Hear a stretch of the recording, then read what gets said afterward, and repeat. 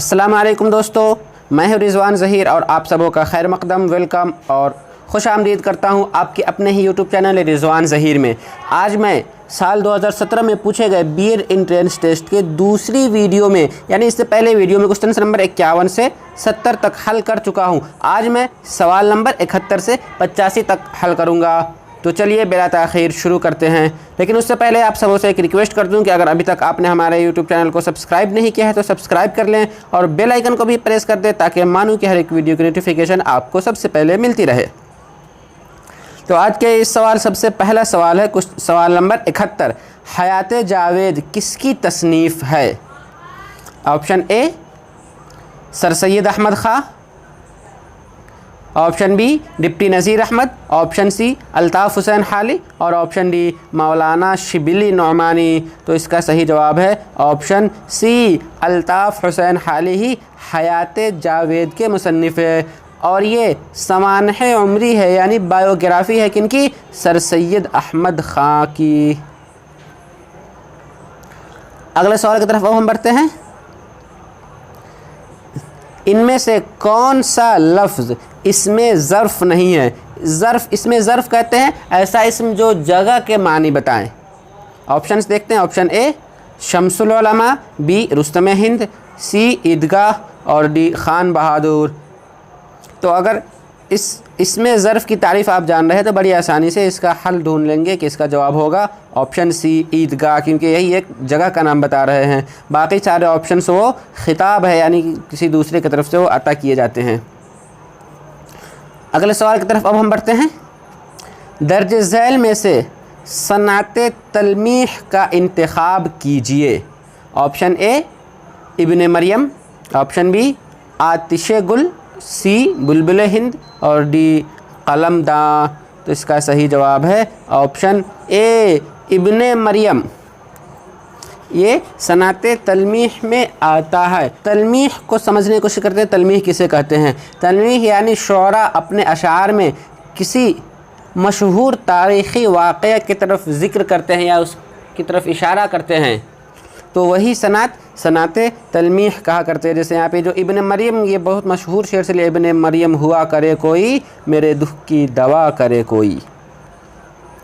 अगले सवाल की तरफ अब बढ़ते हैं। उरूद हिंदी किसकी तसनीफ़ है?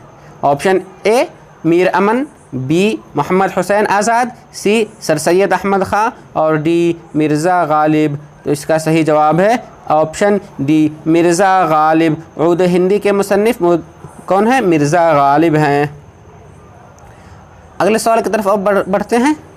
ज़ैल में से कौन सी किताब शिबली नौमानी की नहीं है? ऑप्शन ए मुआज़ना अनीस दबीर, बी हयात जावेद, सी शारुल आजम, डी फ़ारूक। तो इसका सही जवाब है ऑप्शन बी हयात जावेद, जिसे अल्ताफ़ हुसैन हाली ने लिखा है। बाकी तीनों किताबें शिबली नौमानी की ही हैं। अगले सवाल की तरफ अब हम बढ़ते हैं। अकबर इलाहाबादी का सन्ने पैदाइश बताएं।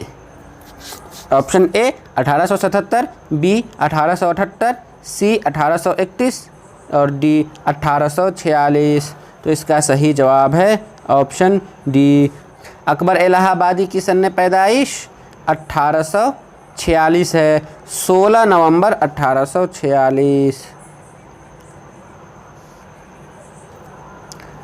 अगले सवाल की तरफ अब हम बढ़ते हैं। ज़ैल में से कौन सा नावल कुर्रतुल आयन हैदर का नहीं है? ऑप्शन ए चांदनी बेगम, बी आग का दरिया, सी खुदा की पस्ती और डी मेरे भी सनम खाने। तो इसका सही जवाब है ऑप्शन सी, खुदा की पस्ती कुर्रतुल आयन हैदर का नहीं है। बाकी जो तीनों हैं, चांदनी बेगम, आग का दरिया, मेरे भी सनम खाने, वो सभी के सब कुर्रतुल आयन हैदर का है। एक और चीज़ अब यहाँ पे जान लेते हैं। चांदनी बेगम 1990 में लिखी गई, आग का दरिया 1959 में और मेरे भी सनम खाने कब है? 1949 में मंजर आम पर आया था। अगले सवाल की तरफ अब हम बढ़ते हैं। सलासल किसका मजमुआ कलाम है? ऑप्शन ए फैज़ अहमद फैज़, बी जानिसार अख्तर, सी जोश मलिहाबादी, डी अली सरदार जाफ़री। सही जवाब है option C Jannisar Akhtar.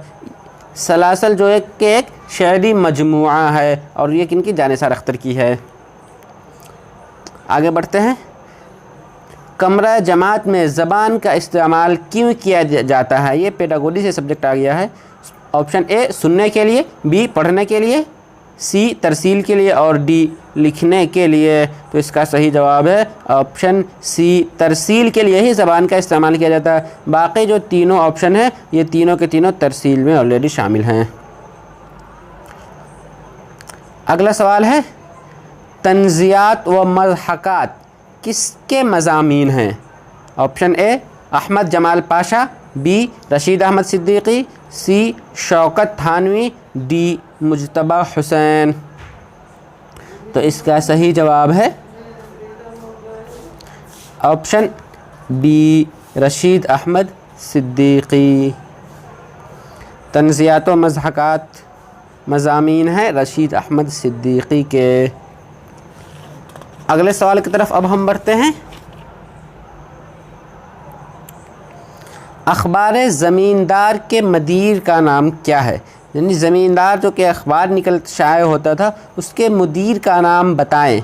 Option A Zafar Ali Khan, B Maulana Mohammad Ali जौहर, सी अबुल कलाम आज़ाद और डी मौलवी बाक़िर। तो इसका सही जवाब है ऑप्शन ए ज़फ़र अली ख़ान ही अखबार ज़मींदार के मुदीर थे। अगला सवाल है हाल ही में कायम होने वाली डॉक्टर अब्दुल हक उर्दू यूनिवर्सिटी किस रियासत में वाक़े है? Option A Telangana state, B Andhra Pradesh, C Bihar और डी उत्तर प्रदेश। तो इसका सही जवाब है ऑप्शन बी आंध्र प्रदेश जो कि 2016 में कायम हुई। आगे बढ़ते हैं। हिंदुस्तान में सबसे पहले उर्दू के ज़रिए तालीम देने वाली यूनिवर्सिटी कौन सी है? ये सवाल इससे पहले भी पूछा जा चुका है, ये सवाल रिपीट हो रहा है। Option A Aligarh Muslim University, B Jamia Millia Islamia, C Maulana Azad National Urdu University और डी उस्मानिया यूनिवर्सिटी। इसका सही जवाब है ऑप्शन डी उस्मानिया यूनिवर्सिटी। अगला सवाल है मशहूर व मारूफ लुग़त फ़रहंगे आसफ़िया के मुरत्तिब कौन हैं? ऑप्शंस देखते हैं। ऑप्शन ए मौलवी फ़िरोज़ दहलवी, बी मौलवी मोहम्मद बाक़िर, सी मौलवी सैयद अहमद दहलवी, ऑप्शन डी कलीमुद्दीन अहमद। तो इसका सही जवाब है ऑप्शन सी मौलवी सैयद अहमद दहलवी ही फ़रहंगे आसफ़िया के मुरत्तिब है। और अब हम आज की इस आखिरी सवाल की तरफ बढ़ते हैं, लेकिन उससे पहले आप सबों से एक रिक्वेस्ट कर दूं कि अगर अभी तक आपने हमारे यूट्यूब चैनल को सब्सक्राइब नहीं किया है तो सब्सक्राइब कर लें और बेल आइकन को भी प्रेस कर दें ताकि मानू से रिलेटेड हर एक तरह की वीडियो की नोटिफिकेशन आपको मिलती रहे। अगला सवाल है ख्वाजा मीर दर्द की जाए पैदाइश बताएं। यानी ख्वाजा मीर दर्द कहाँ पैदा हुए थे? Option A Delhi, B Akbar Allahabadi, C Lucknow और डी रामपुर। तो इसका सही जवाब है ऑप्शन ए दिल्ली। ख्वाजा मीर दर्द दिल्ली में 1730 ईस्वी में पैदा हुए थे। तो आज की इस वीडियो में बस इतना ही। फिर मिलेंगे हम आप सबों से अगली वीडियो में जो कि होगा क्वेश्चन नंबर 86 से लेकर 100 तक। तब तक के लिए दीजिए हमें इजाज़त। शुक्रिया। अल्लाह हाफिज़। सब्सक्राइब कीजिए हमारा YouTube चैनल और बेल आइकन को प्रेस कीजिए लेटेस्ट नॉलेजेबल वीडियो सबसे पहले पाने के लिए।